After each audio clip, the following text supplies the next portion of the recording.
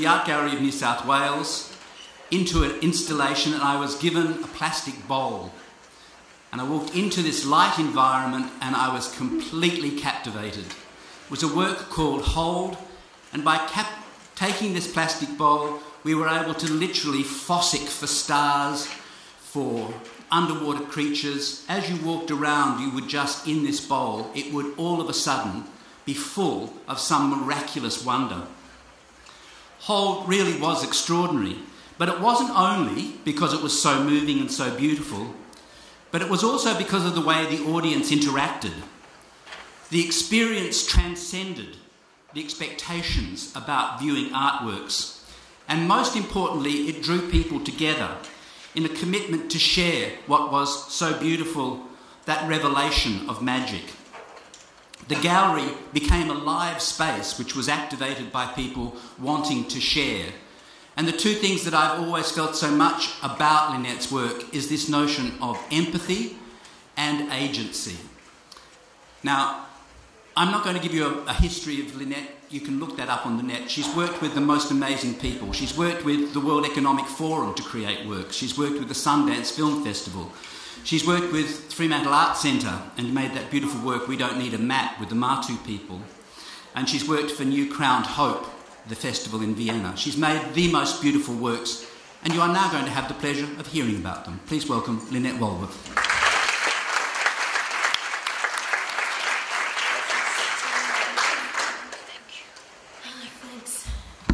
Thanks, Ted.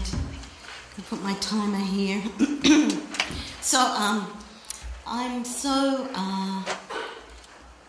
So let me see. It's been really fascinating to be in this room these past days. And I really want to thank Shaheen for what I think is an incredible collection of speakers, where one person's talk impacts the next person's thoughts. And that's how I feel standing in front of you today. I want to change my talk somehow to highlight those things that I think are in response to some of what the previous speakers have been talking about. But I need to give some background to why I do what I do and the way I do it. We heard about the importance yesterday of visual imagery, of the history of art making and how it reflects back to us what our world is. This is one of the most important paintings for me when I think about the work I'm doing. It's a painting by Bruegel. Many of you will probably know it. It's called Landscape with the Fall of Icarus. And it seems to be a beautiful day with a ship by the ocean and people going about their daily work. Auden wrote an incredibly powerful poem about this work when he saw it in the Brussels Museum.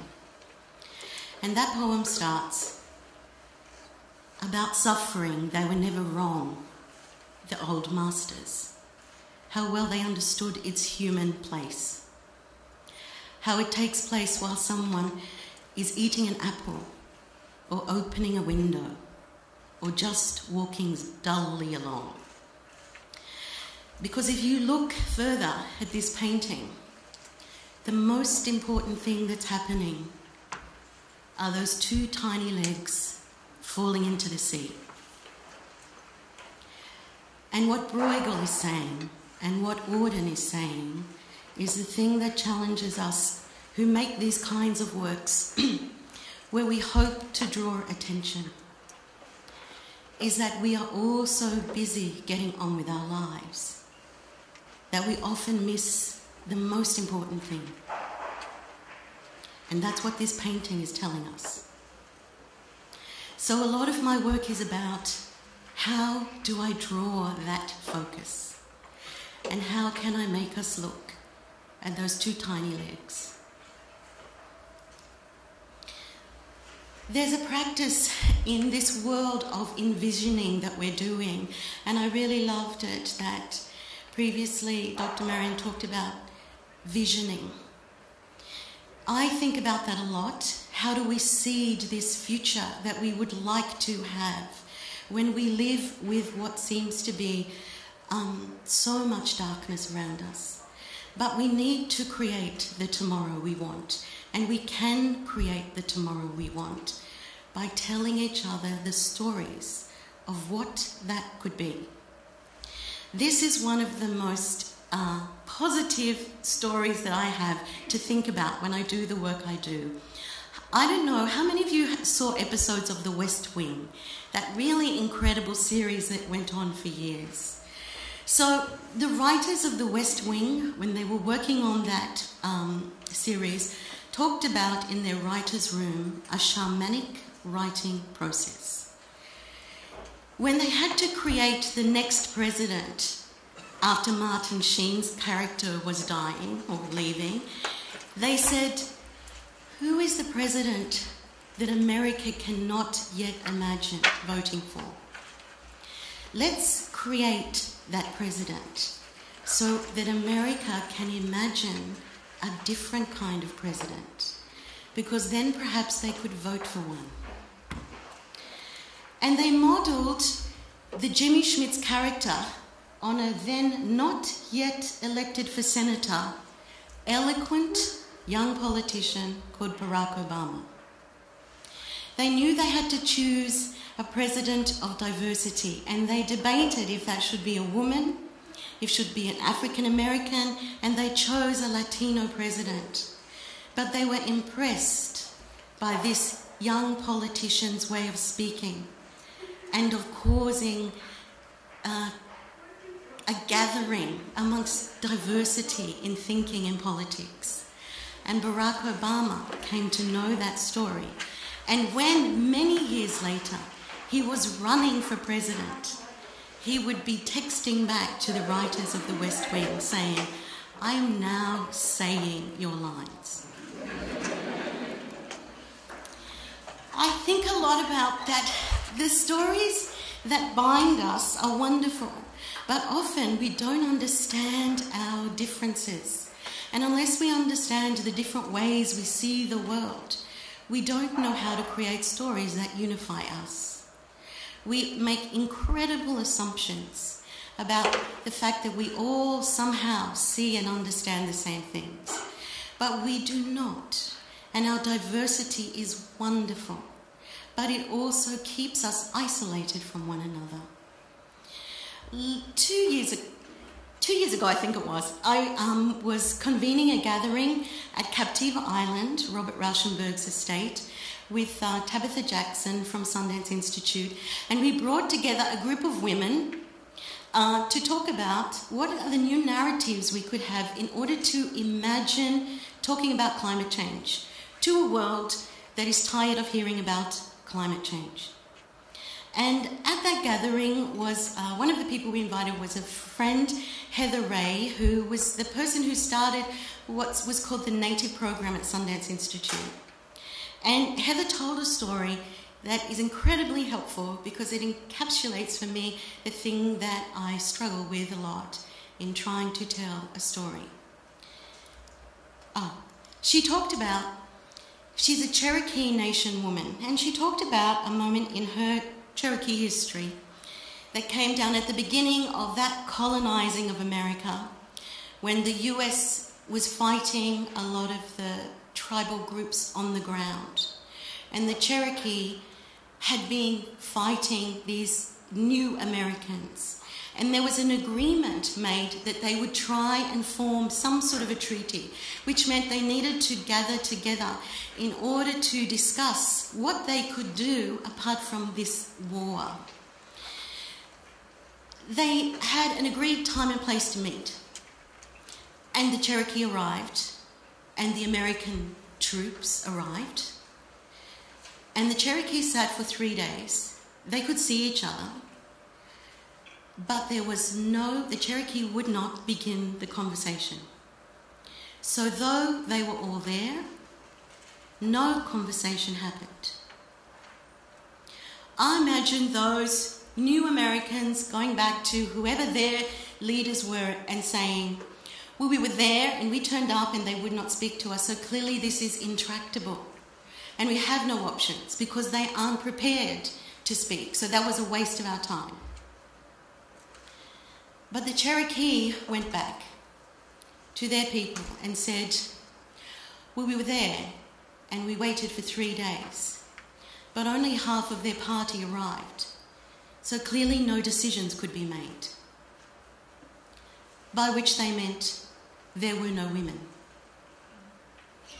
Peoples who operated under the Great Law of Peace with the Six Nations, who had an overarching structure that gave a group of grandmothers the right to veto any decision made that was not to the benefit of all the people, could not comprehend that a decision could be made that would hold if no women were present.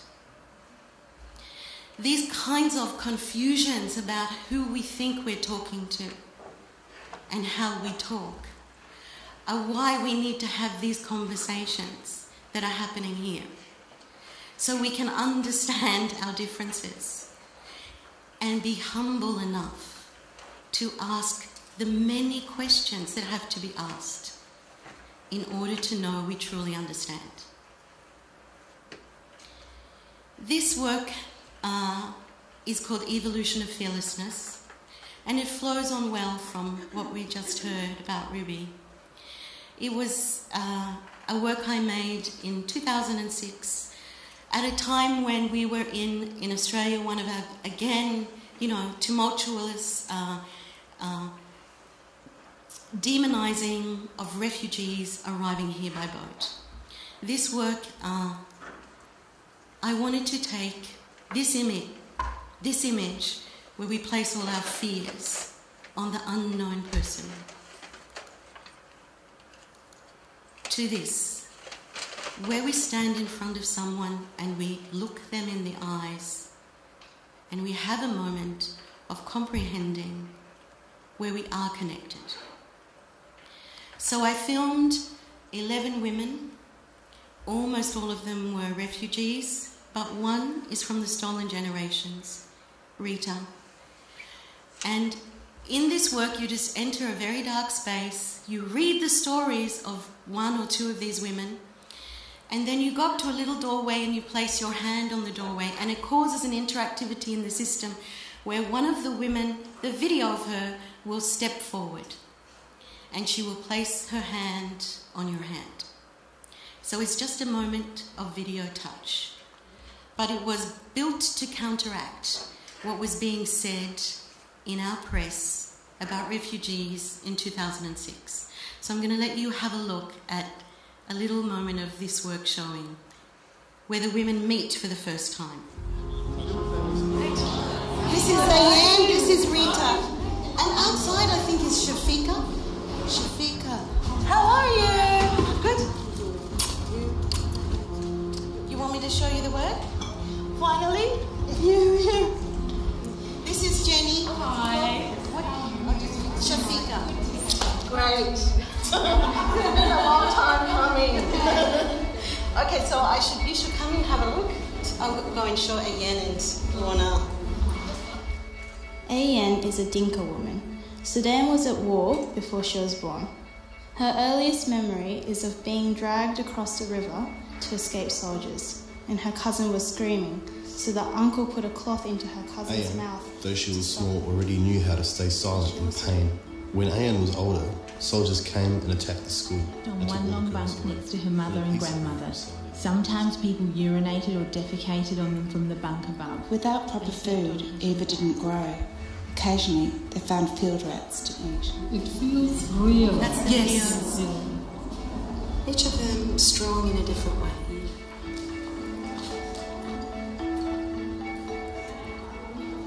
We all could fall into fear. I think we need to know there's a place beyond terror, which is this place of strength. And there's not many people who can show us. So in the end, I filmed 11 women who had lived beyond the state of fear. Women who fear had not crushed. And most of them are political refugees, and they've come from Afghanistan and Eritrea, Iraq, El Salvador. One was in Dachau, one's a child Holocaust survivor from Vienna,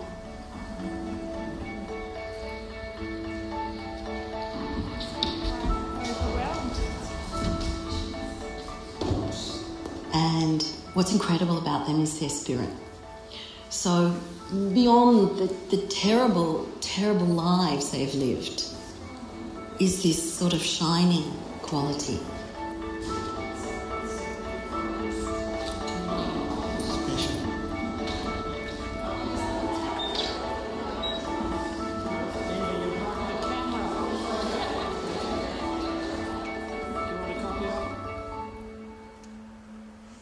After seeing it, not only me, but other women who are part of this program, you know, the feeling of someone touching your hands, I think the most comfortable feeling that I've never had. That's the feeling I got today. Yes.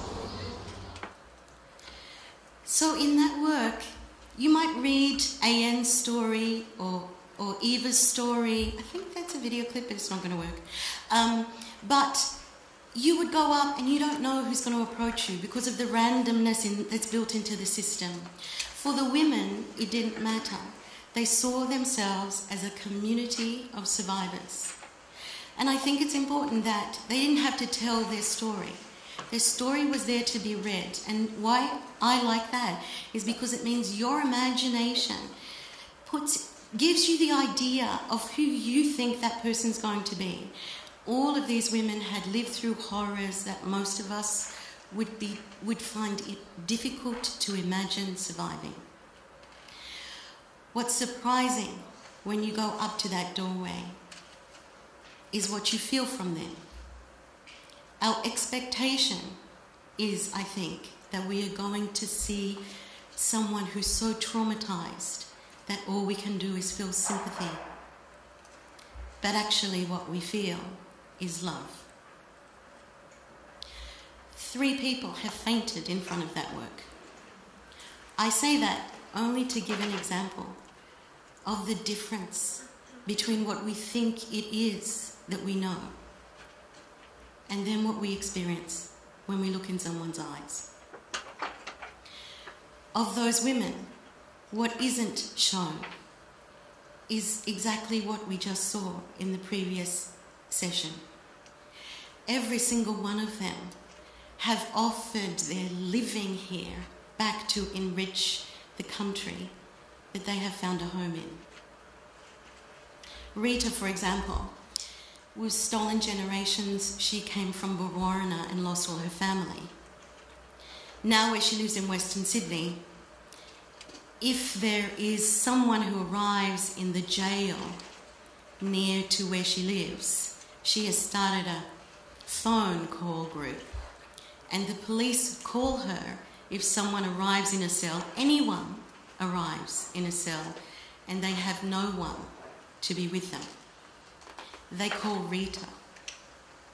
And she herself goes, or she calls someone who will go, to be with that person to let them know they are not alone. I make a lot of works about the Great Barrier Reef, about corals, about these environments that we love and know. But I don't want to talk too much about this one today. I want to talk about the sensation of resilience. When I was calling out for the women from Evolution of Fearlessness, I gave the description that I have learnt from working with a marine biologist about coral, as strange as that sounds. But, you know, coral are these incredible, incredible creatures. And corals have the capacity to fluoresce. Not all coral fluoresces. Not all coral has the capacity to do this. But Dr. Anya Sully, who I have worked with since 2001, when I made Hold, she has taught me a lot about this quality. And this ability to fluoresce actually creates more resilient coral. But what does it mean, actually? What it means is that the coral has the ability to draw in light at one wavelength. Light, sun, that might cause it incredible stress. And corals are like us, they react to stress. But the corals that fluoresce, what they do with that stress, with that light, they have the ability to emit it at a different wavelength. And that's what you were seeing there. The capacity to pull in what might harm you and channel it out at a different wavelength. We made an app to try and go with that coral piece that goes in planetariums, just to show this quality. An early augmented reality app in 2009. A series of posters that could go in people's houses, in their rooms, once they had experienced that coral in the planetarium. And it's like this. You held your phone up to the poster, you touched the app, and you saw the coral descend back into the environment where it belonged, and then you saw that shining quality that I talked about with those women, and that exists on our reef that is struggling to survive.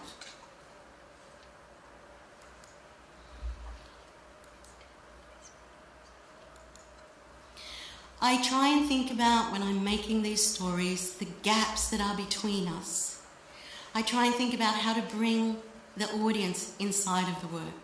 And even when it's a very formal documentary form, I'm still trying to imagine how to capture our imagination and pull it inside of the work. Because I know that once your imagination is activated, you are automatically more invested in what it is you're seeing.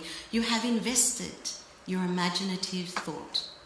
So I made a film, I don't know how many years ago now, not that many years ago, about this little group in Port Kembla, south of Sydney, who is a very, very disadvantaged community where there's a lot of struggle with addiction, with homelessness, and with mental health issues, and they struggled to pay their funeral prices.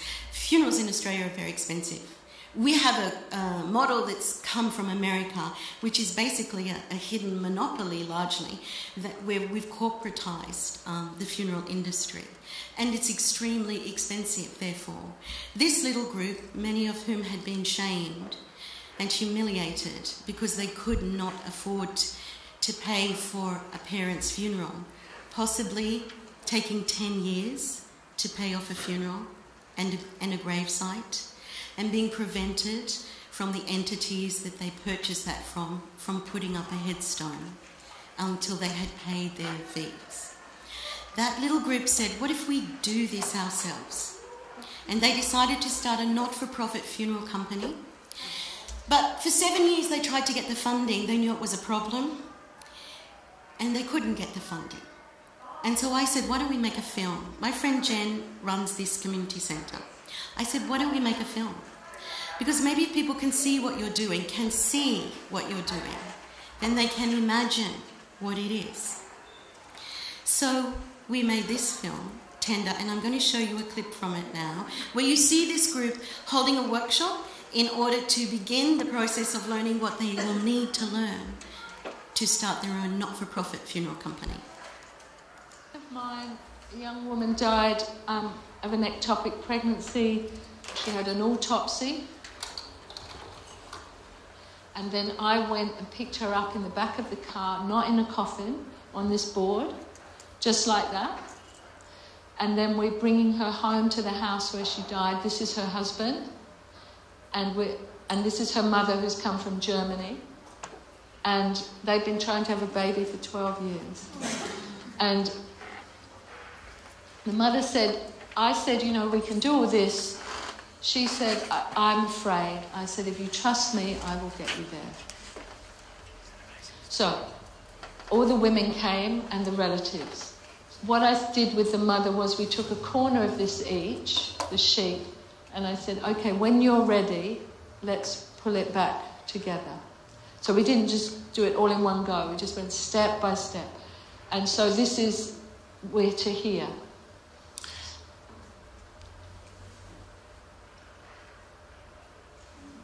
So for me in this moment, this is every parent's right to have time with their child. But I know that that is not always the case. And that picture for me is very powerful. And it was her only daughter, her only child, her only grandchild, all gone. The women had washed and dressed her, and then people were going to come and visit through the house in the afternoon. Because of the shock, people really needed to see it for themselves. And then we started to wash her. And while that was happening in the house, outside, people were painting the coffin. So this is the mother now painting the coffin, you know, the mother's husband, everybody,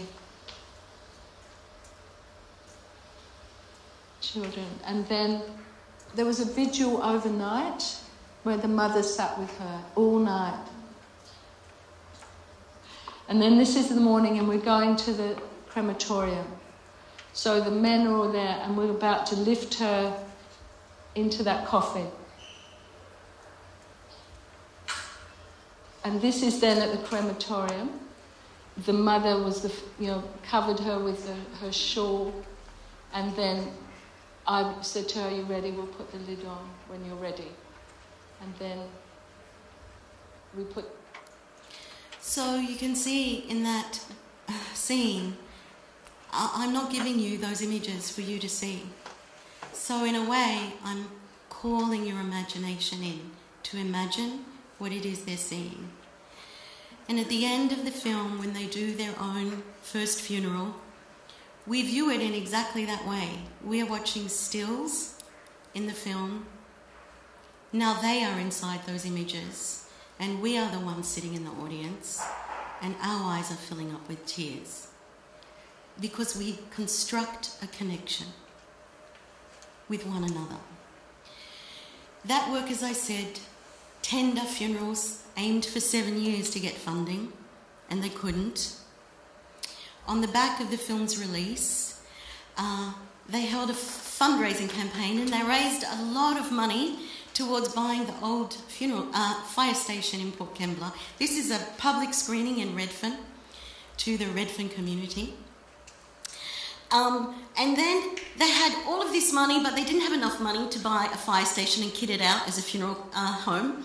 And so we had a final broadcast on ABC TV at a time that I thought personally was terrible, and I was desperately unhappy. It was screening at 3 p.m. on a Sunday afternoon. However, I didn't know that a group of philanthropists who were meeting the following day to decide if they would fund this enterprise. We found out later, those who had spent Sunday afternoon watching the film convinced the ones who had not to fund tender funerals. They own that fire station in Port Kembla. They have done hundreds and hundreds of not-for-profit funerals now, and they are modelling that enterprise around Australia. When I talked to Jen about why she thought it was that the film was needed to shift thinking, she said, because everyone thought it was a great idea, but no one could picture it. This is the work that we are doing when we create these visuals that then can construct a different result. I'm not going to show you this last day. I'm going to forge ahead. So I finished the edit on Tender, and I had to then very quickly go on a trip to Madu country, to Bangor actually, which is about 2,000 kilometres northeast of where we're standing now. The Madu, the women who wanted me to come and film them, and Jim, who I think is here, from that We Don't Need a Map exhibition, knows that I was very resistant to working with the Madu because I didn't know them. And so much of my relationships, my films come from relationship. It needs to be real relationship, which I know I can continue because I'm entering into a deep dialogue that I can't just finish when the film is finished. And so the Madu women, there was like a persistent call for me to come, to travel from Sydney to Perth, from Perth to Newman, then get in a four-wheel drive and drive for 6 hours to get to Bangor, and then get in four-wheel drive and drive off-road for another 6 hours to Wandilly, where the women wanted to have a hunting trip. And they asked me to come and film them. And I really was unsure, but I eventually said yes. This is Bangor. And this is where we went to Wandilly, where the women, and you've heard a lot about the mosaic pattern burning or the fire protection for country. And the moment we got to Wandilly, that's exactly what happened. The women burnt the country. I did what I do, which is just watch and film and then ask questions. And if that's a repeated thing that I can say to you, I don't assume. I actually assume that I don't know. And so sometimes that means asking the most simple question. I realised what the women wanted to show was this. When the fires had been burned across the land and the women went out the next day to hunt, they were so happy being back in their country. And they wanted to show how much they loved being back in their country. Because Mabel was the oldest, she was not allowed to go out hunting the goanna. And the puppy was the youngest, so neither was he. And so, because his paws were too tender and would be burnt on the ground that was still hot, and so they stayed behind and rested on the land. And that image of sleeping on the land was an essential part of what they wanted to show. We showed that work, and it was around the campfire one of those nights, one of the first nights on this camping trip, that I happened to talk about having seen the desert of Maralinga, where Britain had tested atomic bombs in South Australia in the 1950s and 60s. I had worked with the Anangu people in 2002 to do some paintings about the impact of those testings. And I mentioned the flowers, the purple flowers in that desert. And Nola, who's one of the women on the trip, turned to me with what I can only describe as like a laser-like look. And she said to me, "Oh, you need to talk to Nyeri." Nyeri was her husband. And that was all I knew.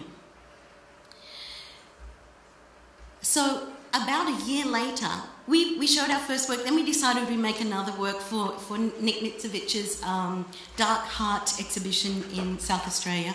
And so I went back to the community. The women decided they wanted to do this huge painting, this time of the Bangor region where they were. And so I put a camera up and we took a frame every 8 seconds in order to show what it was that the women wanted to show about the landscape and about the painting being attached almost with sinews to the country it was representing. This is the beginning of that painting, which I really love, because there's like 8 women sitting around and there's very little discussion, because once these 2 lines go in, which represent the creek beds, everyone knows exactly what is meant to be painted. And so they began. Oh, here you might see the beginnings of that coming about. So the 8 women painted their area, the area they come from, the area that was theirs to paint. They spent 8 days. They painted for usually 12 hours a day. The art shed was incredibly hot. It was at 55 degrees ambient temperature. And we couldn't have the fan on because the sound recordist insisted that it would disturb the sound. We ducked our heads into buckets of frozen water and we ate frozen oranges. And I'm sorry I can't speed this up. But the painting emerged. Let me show you the next one then. This is probably something that's going to help. So here you can see in the middle the painting coming together. over there on the side, you can see imagery, close-up of the painting. That part is representing part of the area in Bungle that they're showing, which is about sand dunes, red sand dunes. This, on this side, is satellite imagery of the same area, roughly, that the women are painting. This is a combination of technologies, which is where my work comes in. To just put one technology, which is that amount of knowledge being put into a painting, against another technology which just happens to be the one that I can access. This is the finished painting. In that painting and over those 8 days, if you ever got the opportunity to watch the 45 minutes that is sped up to show you that, you would see how every layer in that landscape is there. And we just see what's on the top. This is the women saying goodbye to the painting when they left it in the South Australian Gallery. So, I need to push ahead. So, I said to you that Nola told me I needed to meet Nyeri. So I returned a year later, and we were in the shed, and then in walked this incredible man who started giving instruction about areas where planting had happened across in Bungle that needed to be put into the painting. That's Nyeri, and this is the day I met him. So I had brought my images of Maralinga because I had gone there. And all I knew from Nola is that he had a story he wanted to tell about Maralinga. So after he gives this instruction, he comes and talks to me. He said he saw an atomic test in the 1950s. Now, Maru's contact was the 1960s. All those women were born in the desert, as was Nyeri, walking about with their families.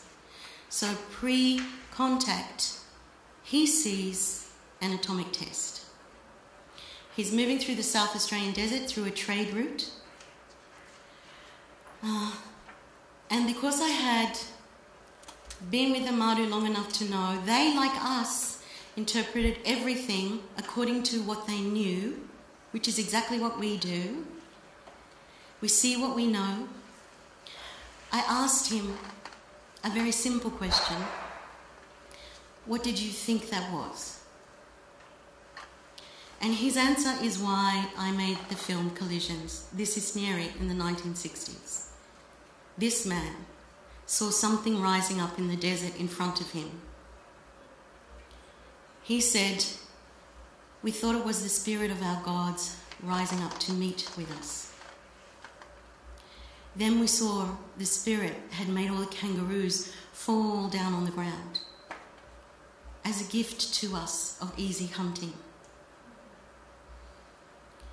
So we took those kangaroos and we ate them, and the people were sick and the spirit left. So Nyeri had held on to that story for almost 60 years when I met him. It hadn't happened in his country, so it wasn't a story that he would tell in his own home. The story was for us. The story was to be sent out to us because it was our technology that had created this incredible collision in his worldview. I later came to know, this is my first attempt at trying to create that spirit god for Nyeri. I later learned that Nyeri would get up inside of the community in Bangor and yell at the television, at politicians, especially in Canberra, but also around the world, and he was yelling at them about this story. He had a belief that one day he would take this story to the world. And he could roll off the names of the cities where he thought it should go. Now, people in his community, some of them later told me they thought he was crazy. I end up there by this series of, let's say, requests, which I just say yes to. And here is this man waiting to tell this story. He didn't know I had a relationship with the World Economic Forum. He didn't know I had a previous relationship with the history of Maralinga because of my work there. All he knew was that someone would come and he could send this story out. So the beginning of Collision starts with me saying, Neri was waiting for me before I even met him. This is his story. And these technologies of virtual reality are, for me, amongst the most powerful tools we have right now to actually pull someone into another worldview, to help you feel what it feels like to be in someone else's place and to see the world as they see it. Maybe just for 17 minutes to be removed from our dominant way of perceiving the world. So we took a team from LA. I thought we needed to build protocols. So that's Curtis, who many of you will know, I think, who's Neri's grandson, who's helped me enormously on this film.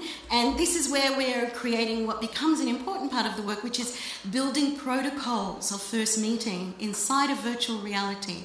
Because as a powerful technology, the ethics of it and protocols around it have not really yet been established. And I made this work in 2015. So we create meetings, and Neri comes to meet you.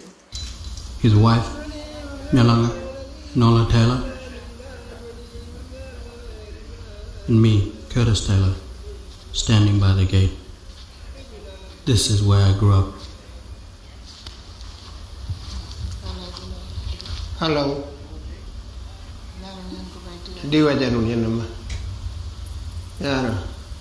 Long way. Nyari says, welcome. You have come from a long way away. So we can't begin to hear that story until we know why we're going, till we know who's invited us, and we know that we have been met. Exactly the same protocols that apply to me when I visit that community apply to you when you are inside of that virtual reality space. And then we filmed. The virtual reality is very compatible with most Indigenous people's ways of seeing, because it is full 360. And the capacity to imagine from above and from below, very close up, is easy. So I put the camera in front of Neri. He said it's got 16 eyes. I said, yes, it has 16 eyes and 4 ears. So you're going to have to help me so that we don't show anything from behind that we shouldn't see, anything that shouldn't be seen over there. We filmed, we had not one shot that we couldn't use. This is a moment that I wanted to create, which is Neri meeting Oppenheimer for the first time, which is to change history, to create an event that didn't happen, that really should have happened, where one man's technology impacts another man's world. Few people laughed. Few people cried. Most people were silent. I remembered the line from the Hindu scripture, the Bhagavad Gita. Vishnu is trying to persuade the prince that he should do his duty, and to impress him takes on his multi-armed form and says, "Now I am become death, the destroyer of worlds." I suppose we all thought that one way or another.